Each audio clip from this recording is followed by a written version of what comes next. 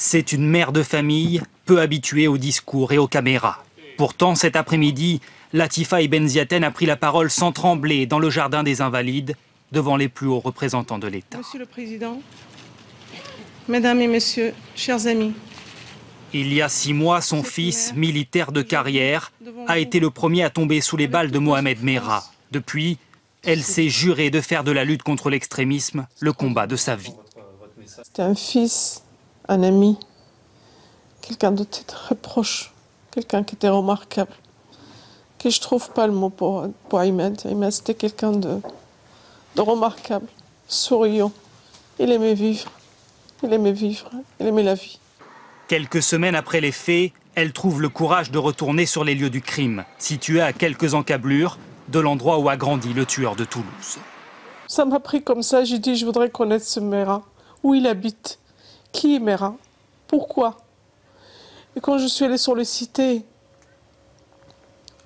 j'ai tombé sur des jeunes, un groupe qui était assis, et je vous assure, c'est affreux. Ce que j'ai vu, ça restera toujours dans mes yeux. Et j'ai posé la question, est-ce que vous connaissez Mohamed Merah? Et tout de suite, ces jeunes-là, ils se mettaient à rire, ils tapaient dans les mains. Mais madame, vous tombez d'où? Vous ne connaissez pas Mohamed Merah? Mohamed Merah, c'est un martyr, c'est un héros de l'islam. Et ça m'a choquée. Et quand je me suis présentée, j'ai dit, voyez, qu'ici en face de vous, je suis la maman d'Ahmed, le premier soldat qui a tué Merah. Vous vous rendez compte de ce que vous dites là? Est-ce que vous êtes conscient? Et tout de suite, ils ont changé d'attitude. Ils étaient gênés, ils étaient... Madame, on est désolé, on est désolé, on est désolé. Et j'ai parlé avec eux presque 3 quarts d'heure.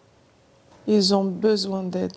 Si on ne les aide pas maintenant et tout de suite qu'il faut, il y aura un autre Merah. Je l'ai vu dans leurs yeux, je vous assure.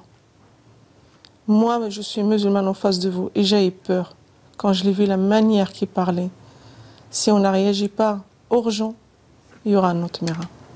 Pour mener ce combat, elle a fondé une association qui retournera bientôt à Toulouse, avec pour but de rappeler aux parents le rôle qu'ils ont dans l'éducation de leurs enfants. J'en veux aux parents, oui. Aux parents, c'est important. Le premier rôle, c'est aux parents. On doit éduquer nos enfants. On doit prendre le respect de l'autre. On doit le respecter de la République. On doit apprendre à nos enfants. Moi, j'ai appris à mes enfants. Je leur ai donné 2 cultures. Vous savez, quand il y avait Noël, je mettais le sapin de Noël.